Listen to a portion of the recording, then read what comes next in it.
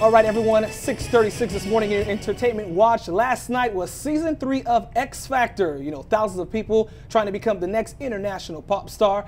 Here to tell us all about the show, last night performances, to get his reaction, a local music executive, Edward Straiter, CEO of Universal, folks, CMG World Entertainment. Mr. Straiter, thank you for being here this morning. Good to see you, good to see you. We appreciate it. Tell us a little bit about yourself.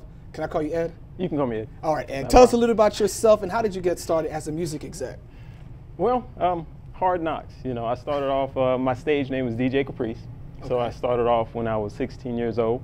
And basically, I kind of went through the transition of proving myself as a DJ, you know. So over a period of time, I transitioned myself to be a quote-unquote show DJ, you know. And so we got put on tours to actually just DJ behind other recording artists. And through there, your name became famous, Hollywood circles, plenty of people that you've worked with. Yeah. Currently, you have an artist who appears on the Smurfs 2 soundtrack. Yes. Tell us about that. Ace Primo. It was fortunate because myself and his father, we actually worked out some things when he was 11 years old. That's when I first, he's 18 now. Wow, okay. Well, so it was a long transition, you know, it took a lot of work. But thanks to Dark Child, you know, and doing some other things with some other artists, he's featuring with Nelly Furtado. That's a pretty good gig there. Yeah. As a record exec, talk to us about X Factor. What do you think about the show? It's one of those shows, I'm not kidding you, these reality shows are to bring individuals out of their comfort zone, you know, specifically for that, to make sure that they can handle the pressure of so many people watching them at one time. And I think it's needed. As a music industry executive, you know, you have worked with several artists throughout the years. You know, what is it that the music industry is looking for? Last night, you know, the 4 judges, you know, Kelly, Simon, Demi, and Paulina, looking at these individuals, what do you all look for?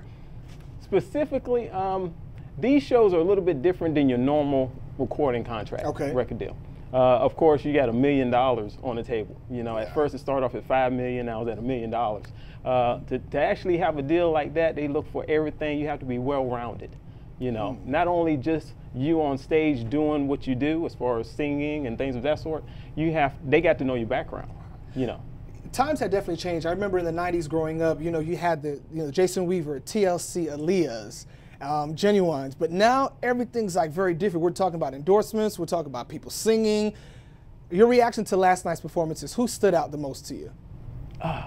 Lily. Okay, Lily. Lily. Oh man, McLeod. She did that.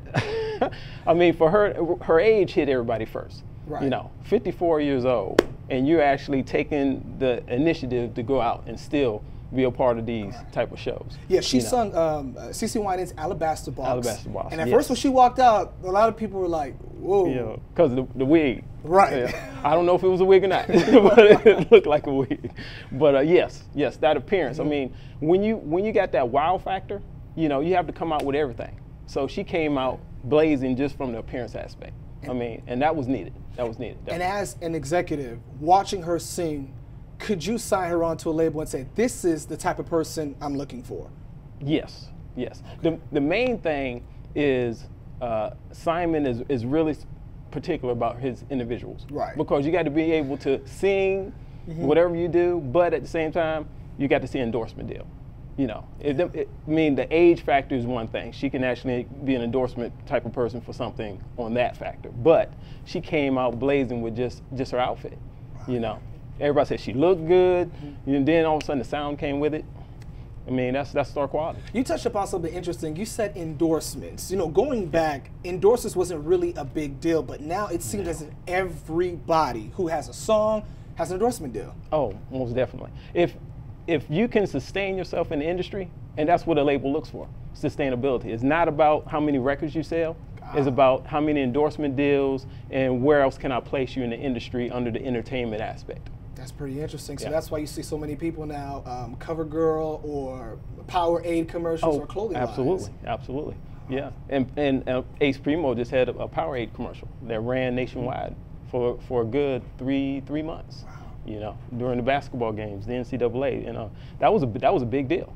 You know, it wasn't based on his rapping skills. It was based on his personality and him being able to play basketball. All right. Yeah. Ladies and gentlemen, CEO of UniversalCMG World Entertainment, Mr. Edward Straiter. Hopefully we'll see you again next week. You know, Most definitely. give us your feedback and your reaction to X Factor. Thank you so much for being here. All right.